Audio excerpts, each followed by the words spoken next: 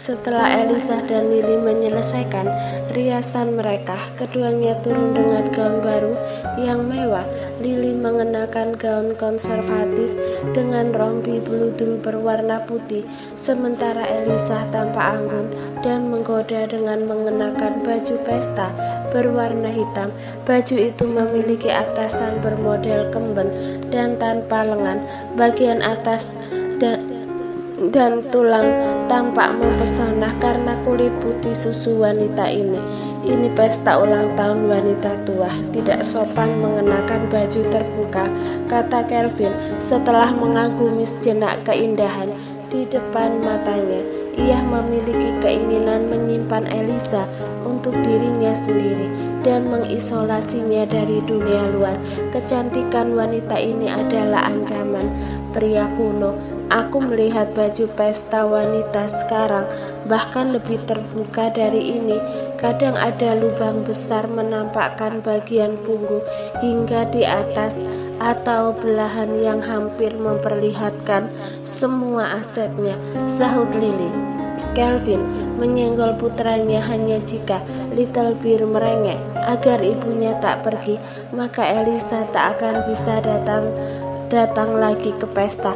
Apakah Mami berdandan sangat cantik hari ini untuk mendapatkan ayah baru untukku? Tanya Little Bear.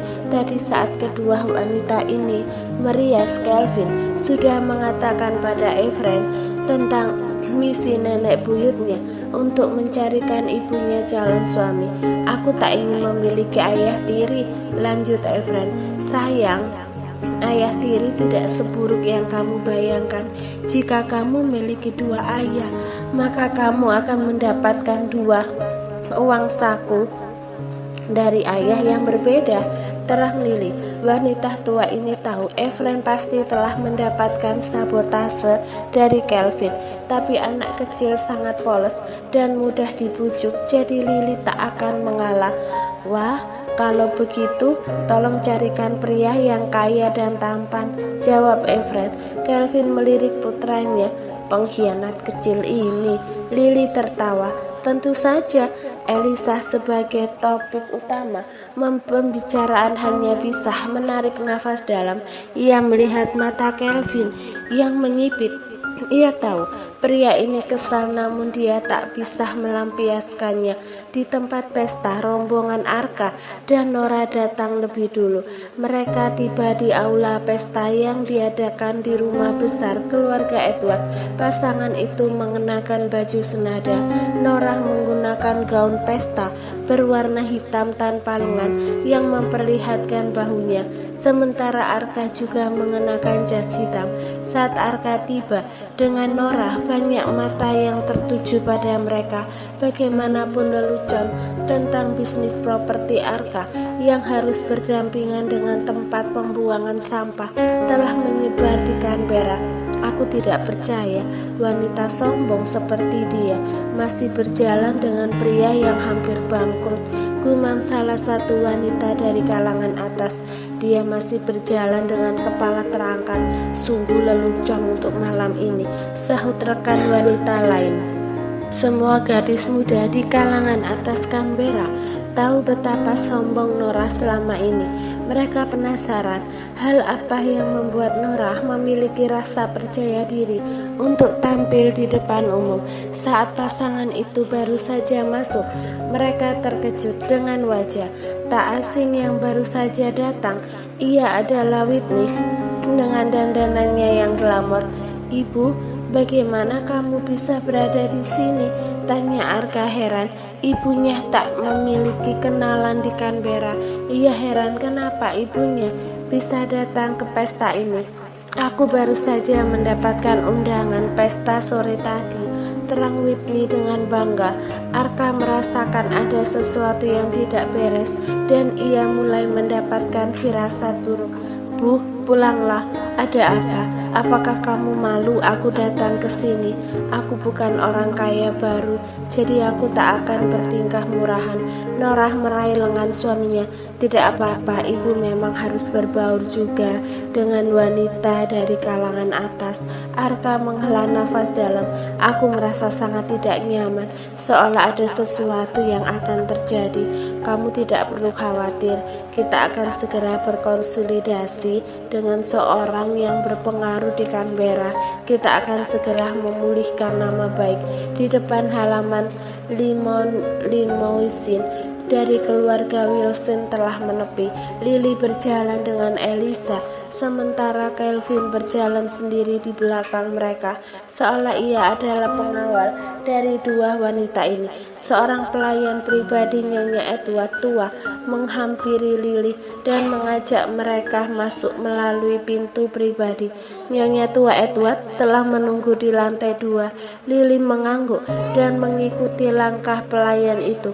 Di belakangnya Kelvin hendak mengikuti mereka, tapi dihentikan oleh Lily. Kenapa kamu mengikuti kami? Ini adalah pertemuan untuk para wanita. Aku ingin bertemu dengan Kenan. Tuan Kenan ada di aula pesta lantai 1, sahut pelayan itu. Kamu dengar itu? Kenan ada di lantai 1, jadi jangan ikuti kami. Kelvin memberikan tatapan dingin pada pelayan yang kini sedikit ketakutan karena tatapan menakutkan pria itu. Ia hanya memberitahu keberadaan dari pria yang dicarinya. Tapi kenapa pria ini justru tampak tidak senang dengan informasinya? Ia akhirnya ditinggalkan dan terpaksa memasuki aula pesta utama. Begitu ia masuk, banyak pasang mata wanita muda tertuju ke arahnya yang datang tanpa pasangan. Meski sangat ingin mendekati Kelvin, namun banyak gadis di kalangan atas sudah tahu bahwa pria ini selalu dingin dan tak mudah didekati. Konsekuensi untuk memaksakan diri akan menjadi hal buruk jika membuat pria ini kesal. Jadi mereka hanya bisa diam-diam menarik perhatian Kelvin dengan penampilan dan bersikap seperti wanita anggun yang berkelas. Nora menyeringai begitu melihat orang yang selama ini telah ditunggunya. Lihatlah, hanya dengan kehadirannya saja sudah cukup untuk membuat aula pesta terdiam. Banyak wanita munafik kini sengaja bersikap anggun dan berkelas untuk mendapatkan notis darinya. Arkah menarik pandangannya ke arah Nora, melihat wajahnya mengerut begitu menyadari bahwa Nora justru tengah memuji saingan cintanya. Superioritas Kelvin masih membuat ia merasa cemburu sebagai laki-laki. Apa maksudmu dengan memuji pria lain? Tanya Arka kesal. Nora menyeringai. Ia segera memeluk lengan Arka karena mengira pria ini telah cemburu atas namanya. Jangan khawatir, aku tidak seperti para wanita di sini yang tidak sadar diri. Pria ini tidak bisa dimiliki oleh sembarangan wanita. Kelvin terkenal paling sulit didekati di antara 4 tuan muda paling berpengaruh di kota ini. Arka semakin kesal. Ia membuang muka dengan kesal. Jika ia sulit didekati, maka dia tak akan dengan mudah tertarik dengan janda. Dia hanya pandai menyembunyikan sikapnya sebagai penggoda selama ini. Jauh di dalam hati Arka, ia masih memiliki titik cemburu karena Kelvin berhasil mendekati Elisa, bahkan sampai membuat mantan istrinya melahirkan anak pria ini. Dia yakin Kelvin adalah penggoda ulung yang pandai berkamuflase, hingga mantan istrinya yang selalu menjadi wanita polos dan lugu kini berubah menjadi wanita yang bahkan bisa memeras dirinya. Norah mengerutkan keningnya dengan heran. Ia menganggap perkataan Arka terlalu meracau. Jangan terlalu sinis padanya. Dia adalah orang yang akan membantu kita kata Nora sambil menarik Arka menghampiri Kelvin. "Tuan Kelvin," sapa Nora. Kelvin menghentikan langkahnya dan menatap ke arah pasangan yang kedua lengannya kini terpaut. Ia diam untuk melihat apa yang diinginkan dari pasangan penuh kasih di depannya. "Aku sudah menikah dengan Arka. Kami baru saja mengambil surat nikah di catatan sipil tadi siang." Kelvin mengerut. Beberapa tamu wanita yang berada di dekat mereka juga terkejut. Ia heran apakah Nora salah minum obat. Kenapa ia menyampaikan berita pernikahannya pada Kelvin? Pikiran beberapa tamu mulai liar untuk menebak maksud dari Nora. Apakah ia berharap mendapatkan amplop pernikahan atau hal terkonyol lain seperti berharaplah Kelvin akan cemburu dengan pernikahan mereka. Beberapa tamu mulai penasaran apa yang akan terjadi berikutnya. "Lalu?" tanya Kelvin dingin dan acuh. Beberapa tamu yang mendengar mencoba menahan tawa. "Tuan Kelvin, apakah kamu lupa saat itu kamu berjanji akan melakukan kerjasama bisnis dengan perusahaanku jika aku menikah dengan Arka?" Kelvin terdiam dan ekspresi wajahnya yang tengah pura-pura mencari ingatan tentang itu, seolah janji yang ia ucapkan dulu bukan bagian dari ingatan yang penting. "Oh, itu sudah lama sekali dan sudah melewati masa tenggang. Seharusnya kamu segera menikah begitu aku menyuruhmu, sehingga aku bisa cuci tangan tanpa harus menyelesaikan beberapa masalah sendiri. Sekarang pernikahan kalian tidak memiliki arti apapun lagi bagiku. Tanpa mereka menikah, Elisa tak mungkin lagi kembali dengan Arka. Setelah menipunya dengan saham yang ia miliki, ia tidak terancam lagi dengan keberadaan Arka." Wajah Nora pucat pasi begitu mendengar perkataan Kelvin. Jika kesepakatan mereka tak berlaku lagi, maka dia telah kehilangan banyak hal karena menikahi pria yang hampir bangkrut. Ia juga akan kehilangan saham yang baru saja diberikan oleh ayahnya.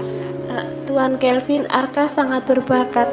Meski sekarang ia mendapatkan masalah, tapi ia akan bangkit dalam waktu dekat asal mendapatkan dukungan darimu," desak Nora yang masih belum menyadari apa alasan Kelvin sebenarnya. Sementara itu wajah Arka menjadi gelap dan jelek. Kini ia tahu dua hal alasan kenapa Nora menikahinya dan arti dari perkataan Kelvin tentang ia yang harus turun tangan. "Kau dermawan anonim yang sengaja menyabotase bisnisku?" tanya Arka pada Kelvin dengan gigi terkatup. Kelvin tersenyum mencibir. "Kenapa sangat lambat untukmu hingga bisa menebak itu? Menurutmu siapa lagi yang bisa membuang uang cukup banyak hanya untuk membeli tanah yang akan ia sumbangkan menjadi tempat pembuangan sampah?" Dua pria itu saling bertukar tatapan mengancam. Sementara itu Nora hampir terkena serangan jantung begitu menyadari bahwa Kelvin adalah orang yang bermusuhan dengan Arka. Jika tahu maka dia tak akan dengan bodoh menikahi Arka. Dia tahu betul tak mungkin bagi Arka menjadi pemenang jika melawan pria ini. Kelvin pergi, meninggalkan pasangan yang tampak mengerikan itu. Arka mengepalkan tinjunya, meski seluruh kekuatan telah terkumpul di jemarinya yang terkepal, tapi ia tidak bisa gegabah karena ada banyak elit bisnis di pesta ini. Dia harus menahan diri untuk tak mempermalukan dirinya. Ia justru melirik Nora yang rona di wajahnya telah terdistorsi. "Jadi kau menikah denganku karena telah melakukan kesepakatan dengan Kelvin?" tanya Arka dengan wajahnya yang gelap. "Iya, jika bukan karena janji Kelvin, maka aku tak akan menikah dengan pria yang hampir bangkrut sepertimu. Sekarang setelah aku tahu kamu bermusuhan dengan Kelvin, maka mari kita bercerai." Arka tertawa mendengar lelucon itu. "Perceraian? Tidak mungkin. Mari kita jatuh bersama." "Arka!" pekik Nora.